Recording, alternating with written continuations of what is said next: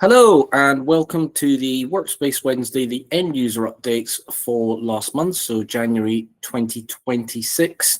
I did mention last month that there could be a huge amount of updates given the bet. That turns out not to be the case, but there are some good ones to be aware of. So we'll just get started. So this one is, again, integration of Gemini, but this time using podcast-style audio lessons within Google Classroom.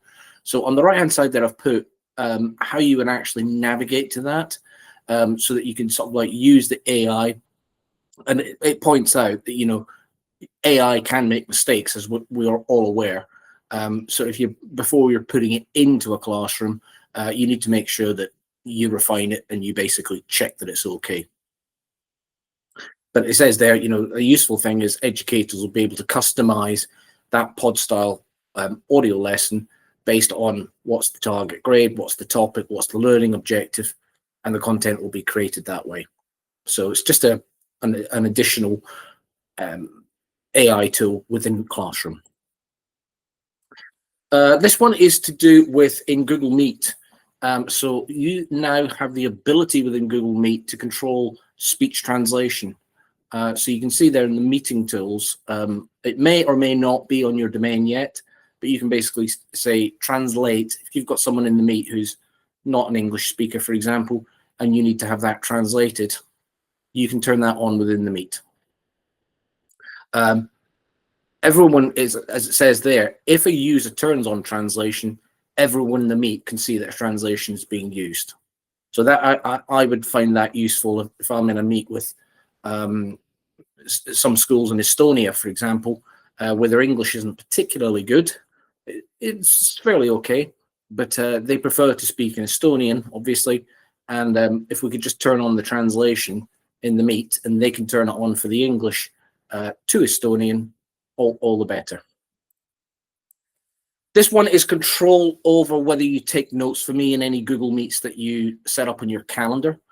So it's more sort of like granular controls. In previously, you would have to manually say, take notes for me, but you can actually, within your Meet settings there, you can say, transcribe the Meet. So the new toggle, as it says, it's off by default.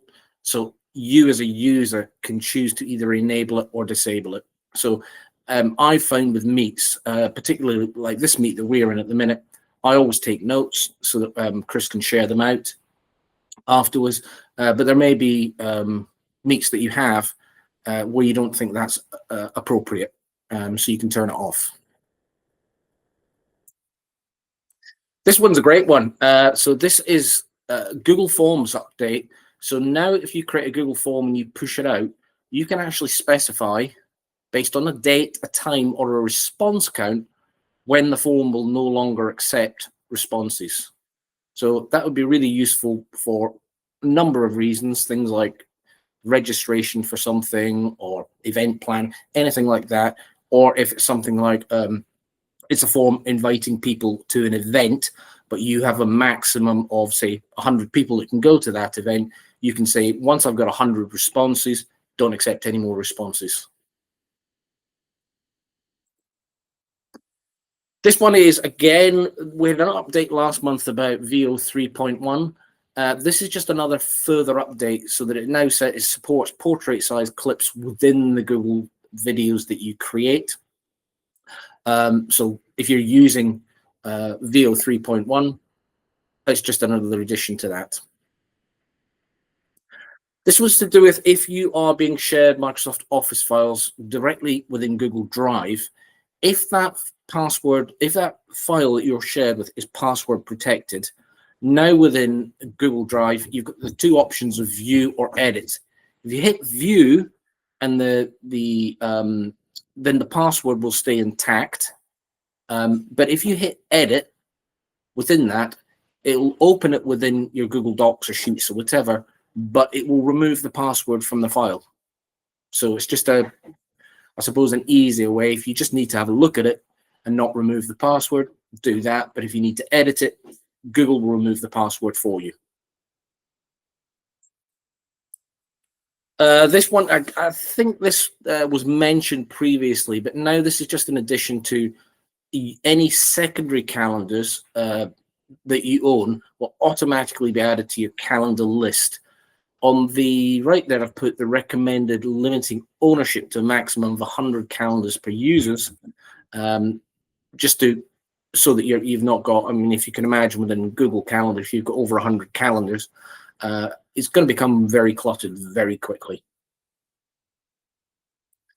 This one's in addition to chat. So if you get a message within a Google chat space, you can now forward that message. And they're forwarded from, you can forward them from a thread, move them into a main conversation stream, do whatever you want with them. So it's just sort of like better communication tool.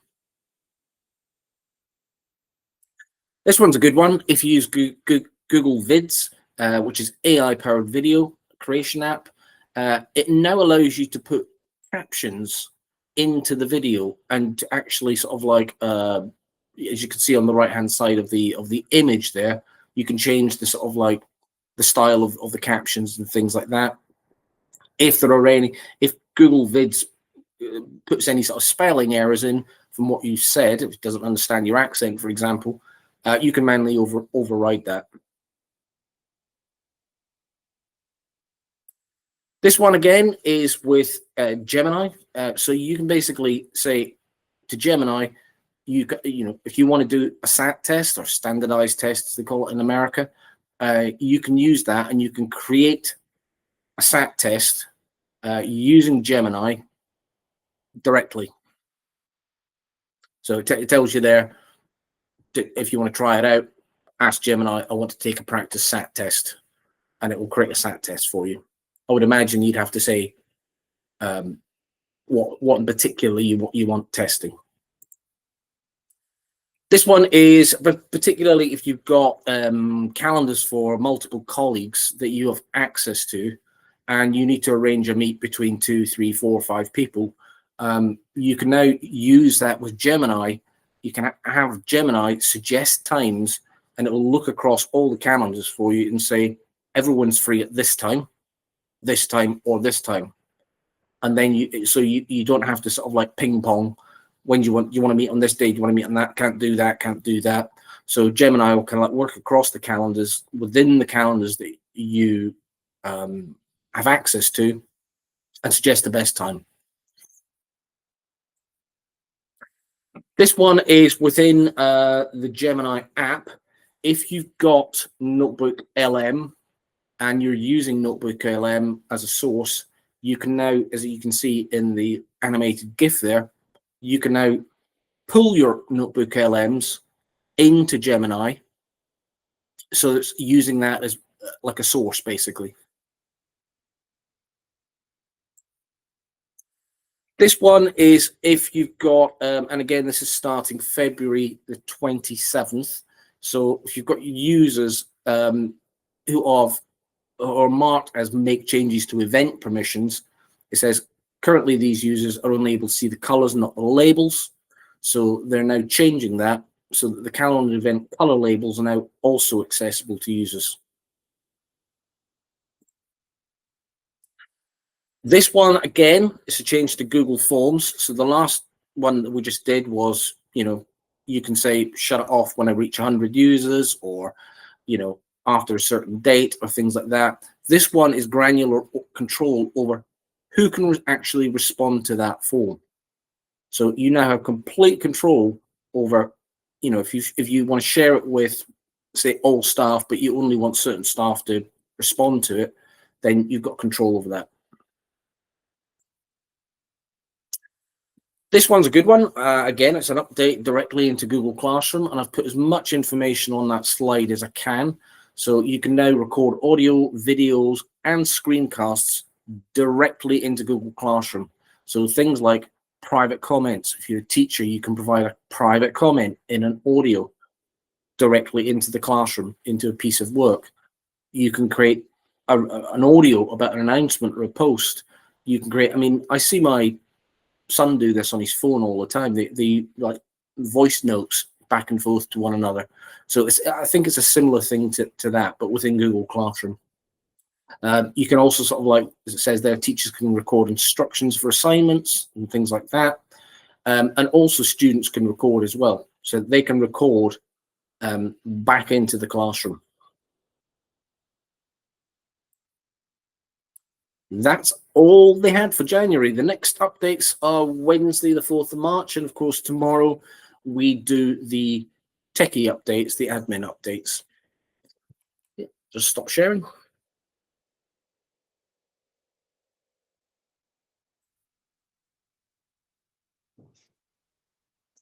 Thanks, James, for that. Superb as always. I've got building work going on. So apologies, Dave. I'm not having another, extension added to my mansion. No, that's not the case. That's not the case. I'm just. As long as you're not building down, you should be all right. I do live in a cemetery, so yeah, that could be the next thing, Dave. Yeah, potentially. But yeah, so if there's any noise in the background, apologies. Yeah, one of those updates I really like, James. I'd be keen to see if anyone else has got any comments on that. Is that Notebook LM details that you can now throw into Gemini? Obviously, with Notebook LM, you've got that sort of, let's just look at these 2 documents or whatever it may be. So you're going to get that information then either created or worked on by Notebook LM, but then that's kind of isolated. So you then might want to go, okay, so that's our policy for this.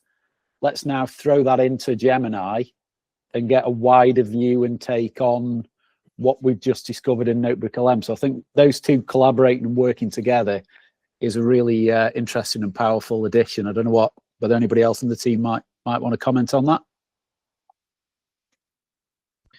How long until Notebook LM and Gemini are the same thing? Because tomorrow. That's what we see in the next step in that. I think it probably is. I think it is. I think it's all right. Thanks, Roddy, for joining. Good to see you, mate. Yeah, nice to see that collaboration. And like you say, Dave, the integration with AI is the thing we're seeing increasingly in these calls that James does.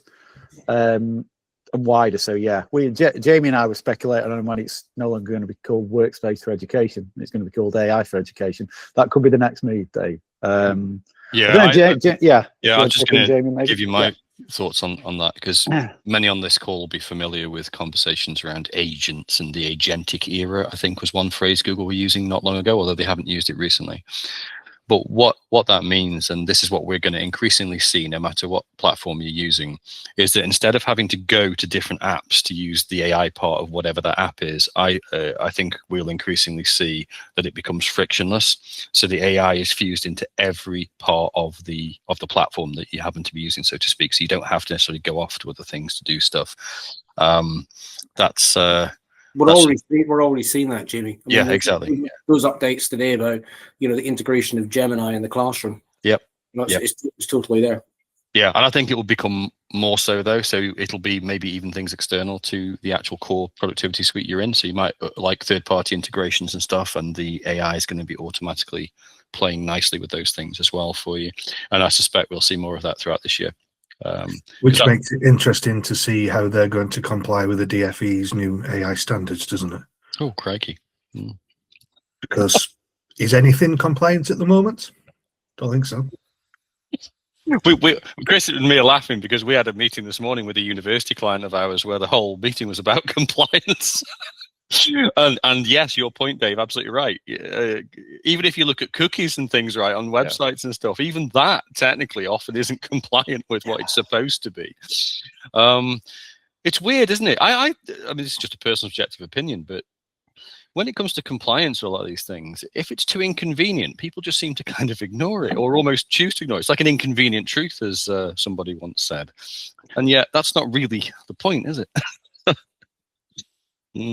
Big can of worms, Dave. Big can of worms, definitely. Yeah. So, Roddy, do you want to chip in there, my friend? Yeah, only just because on Friday I heard Anu say that they're working with DFE to try and go through and tick box the things that they have previously ticked, and now with a change in what was once guidelines and is now rules, they're going through again and ticking. And as part of that, she alluded to the fact that Super Ollie is building a sort of vault lookup tool to help with some of the filtering and monitoring of prompts, tightrope walking with some of the sort of privacy concerns over it being your conversation, your prompt, your output, but then trying to obviously make sure that if students are using Gemini, there's a way to look it up. So I feel like that is good. The rules shift is going to expedite them coming up with a tool to enable a better monitoring. Yeah. So Just on some of that as well, just from a student and learning perspective. And again, this is just a personal subjective opinion, but just by way of sharing, and I'll be interested to see what others on the call think. There's two sort of approaches that I see going on, particularly across this country at the moment, with regards to how certain organizations are approaching issues around things like AI in regards to data privacy and so on. Some organizations are going down what I think might be the wrong road, which is to try and fence the world out and pretend it's not happening and try and control AI and lock it down and do all these things. That's a battle that will only end one way, in my opinion. And it's also a battle I don't endorse, because from a pedagogical point of view and a workforce preparedness point of view and an education and learning development point of view, it makes no sense, because we're in the business of preparing people for the future of work and to lead happy, healthy, productive lives and make people employable and have lives that have value. And we can't do that if we're producing a candidate sitting in front of someone like me who says, oh no, I wasn't allowed to use AI. And another candidate has produced an amazing report and presentation and blows away the panel. Right. So I think I'm reminded of when I was, for about 10 years, I was the chair of the governing body of one of the country's most outstanding schools. And I remember my last inspection with Ofsted. And in that school, by the way, we didn't lock anything down. And the reason we didn't lock anything down, as much as the law would provide us to, obviously we complied with regulations and the law, but we took an education-driven approach. And we specifically got massively positive feedback from the inspection team by saying, this is how it should be done. You can't fence the world out. You can fence yourself in for a while, but the world's going to get you, right? So you got to be preparing young people not to be wrapped in cotton wool, but to actually use these tools wisely and productively and healthily. Now, the reason I mentioned this slightly provocative position is because I don't see across education enough focus and work being done on what is their workforce and learning development plans to equip every student with skills to use all these tools wisely and productively. Because I think what's happening is we're going for the lowest hanging fruit of, oh, how do we lock this down? How do we do these things? That's just going to not end well for anybody, I don't think. It's just my personal view. I'm a sort of optimist about this in the sense of learning and believing in people using things wisely. But as long as we comply with the law, obviously we've got to do that. And there's a safeguarding issue for sure. Of course there is. But I just think I'm looking for some exemplars of people who are sort of really doing the education pedagogically driven approach of empowering people to use these tools wisely, because I think that's where we're going in my view. But open that to the floor for different views. Yeah, do you see as well, Jamie, with Gemini? I mean, Google, Bard, call it what you will, back in the day, a little bit late to the party, but yeah, one of the calls we were on yesterday was again praising the development for Google's AI, and 18s only, 13 plus, all students. It's slowly being rolled out to include the student body, isn't it? So that everybody's got access to this with obviously restraints from the admin and school perspective. So yeah, a positive for you there. It's something you'd encourage, because I think the thing with this is it's a bit like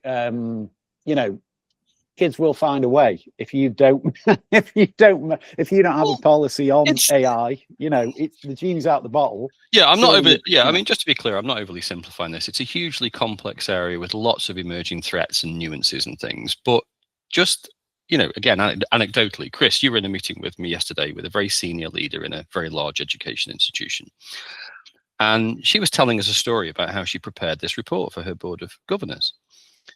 And she'd used AI to help her. And somebody had brought her into a meeting and said, almost like in an accusatory sense, had said, did you use AI to produce this? Almost expecting her to be embarrassed and go, no, I wrote it. And she didn't. She went, yeah, of course I did. Like, I'm not stupid. I'm going to save time. I'm going to work efficiently. Why? What's the problem? Ask me any question you like about it, and I know it inside out. Now, that's the key point. She said, ask me anything about any word in that, and I can talk about it, because I actually know. I wrote the prompt because I know what I'm doing, and I wrote it in a way to produce that report. Now that's the key point, isn't it? If we ever franchise out our thinking, whether you're a senior leader or whether you're a student, I think we're in trouble, because that would be very stupid.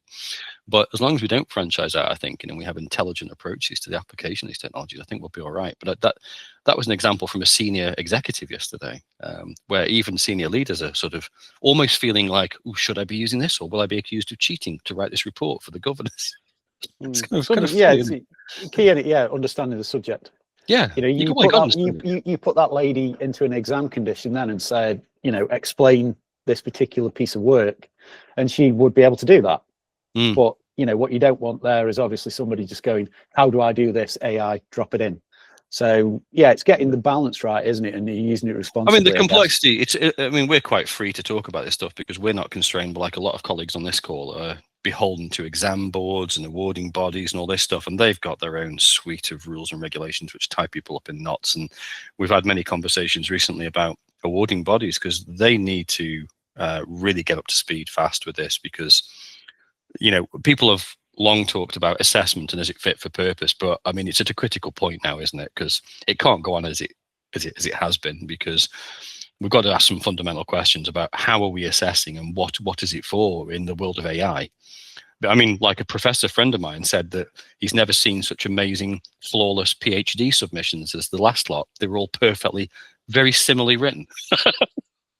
You know, and so the whole point of how you assess that is you have the challenge process where you've got to defend your thesis and you've got to know it inside out. But they're now putting much greater emphasis on the lens of scrutiny they apply to, do you know that thesis inside out? You know, whereas they wouldn't have done it perhaps with such a forensic lens previously, but now that's a really robust process in the case of my friend who's doing that. So I think assessment's going to have to change as well. Which is where that new feature in Google Classroom comes in, isn't it? You know, it's that pedagogical shift and the ability to get that feedback in ways other than those that are easily AI generated. And yes, students could go to the length of creating an AI video of themselves answering a question. But you know what? If they're doing that, they've probably done more work than they would have done just answering the bloody question in the first place. So good on them. Yeah, exactly. Yeah. Going back a step to what Roddy was saying about Anu's approach to trying to get things aligned with the standards. I mean, Chris will love this, but what a brilliant way of selling a product. You know, being the first one to be aligned and compliant, that's going to open some doors, isn't it? Which is probably needed, seeing as they've just taken away the ability for you to essentially sell AI Pro licenses or whatever it is into education establishments that already have Plus. Yeah, there's a shift towards that. It's a bit of a surprise, that, for me, Dave. My criticism of Google, and you know me, I'm obviously massively money driven and not interested in the education sector in the slightest. Wait, this call's recorded. You're in the wrong role then, Chris. But yeah, I've always said Ethos doesn't get you a new extension, Chris. No, that's true. But yeah, I've always said that they do seem to give a lot of things away for free. Gems, for example, I was really surprised when Gems came to every, you know, the Gemini.google.com version of Gems. That was like the most requested version, and all of a sudden, we're including that. And like you say, yeah, in things like so I'll give you another take on that, and whatnot now, yeah. So you're thinking about that through a certain lens, but of course there is another way of looking at this, and I'll just give you a different lens on it. You're right, Chris. Yes, they do. So for example, I don't know if everyone knows this or not, but Google still, even with the paid licenses and things that you're doing, Google still loses billions a year on education. Okay, so it's a loss-making thing. They're not making any money off education, even when you pay for your workspace and whatever. And even though the prices have gone up, at the global level, Google still loses billions of dollars a year on it. So you might think, well, why are they doing that? Google have always and still take a really long-term view. And it's starting to pay off now massively, and I'll explain why. If you look at analysis by people like Forbes and all of the financial investors and forecasters, the big players across the world, 98% of the next $1 billion companies, 98% are built on Google architecture and Google Workspace and all of their technologies. Not built on Microsoft, not built on Amazon, Google. Right, and you can Google this for yourself and find it. It's a Forbes analysis. They've done it and everything. That's because in Google's view, 25 years ago or whatever, they gave all this stuff away. Those people went through college, went through university, graduated. Now, guess what? They're managers. And they're deciding what to buy, aren't they? And then when they start their business, they're going, I don't want to be patching and waiting 10 minutes for my laptop to start. I think I'll just use a Chromebook, and I think I'll just run my business in the cloud. So they're using Google. Now, whether Google will keep that position for the next 20 years, who knows, crystal ball. But that's why that's their long-term game. They're not thinking how much money can we make from education in the next 2 or 3 years. They're thinking, where are those people going and who are they going to be in 20 years' time? And that's what's now paying off for Google. And that's why Google's share price has more than doubled in the last year, because the world has realized, oh, hang on a minute, their long-term plan instead of short-termism is paying off vastly. So Google are in the strongest position of any of the big tech companies if you look at the finances now. And let's not forget, it's Alphabet's. They announced their earnings this afternoon. I think it is. Yeah, and it'll be spectacular. I expect. Not because of education, because they make, like I say, they make a loss in education, but they are, they've done it all right. And one of the things they've done right is they own the entire ecosystem as well. So even down to their proprietary AI chips, they're not reliant on NVIDIA or other players. And that's another reason that they're in such a strong suit. And it's why, going back to the conversation Anu's having with people like the DFE, that's also why they're in a strong position, because they can say, oh, if we want to talk about data protection, well, we're the only big player that owns every part of the ecosystem down to the proprietary chip. So what do you want to know? Right? Microsoft can't do that. No one else can do that.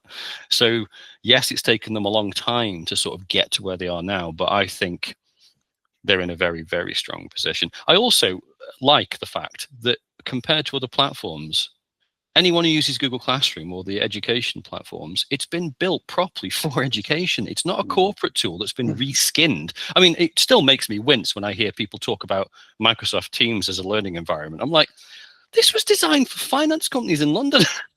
It's like, don't. I mean, and it's perfectly good for that. It's brilliant for that. But don't pretend it was designed as a learning system. I mean, come on. Whereas Google's education stuff is really designed for education, backed by education and learning science. And I like that. I love the fact that it's actually what it says it's supposed to be, not pretending to be something else.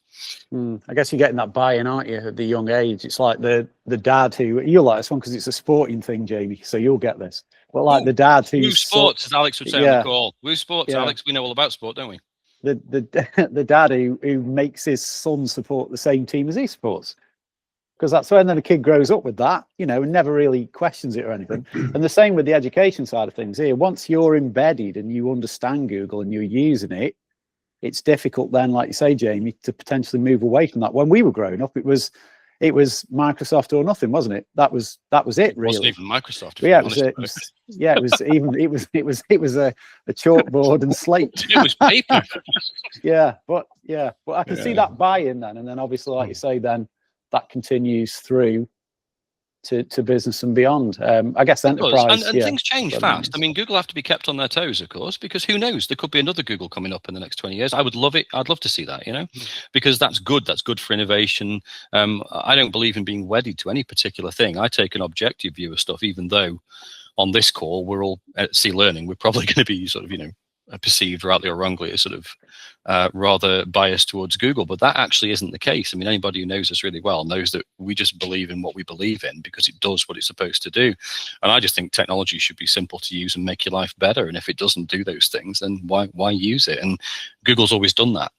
And continues to do that, and they continue to innovate. I think they had a couple of years where they were sort of treading water a bit, sort of around the pandemic time. But now they've come out all guns blazing. And when you look at their features and functionality, many of which James, of course, provides updates on in these sessions, when you look at what they're doing this year and what will become publicly known about later in the year, it's really, really cool stuff.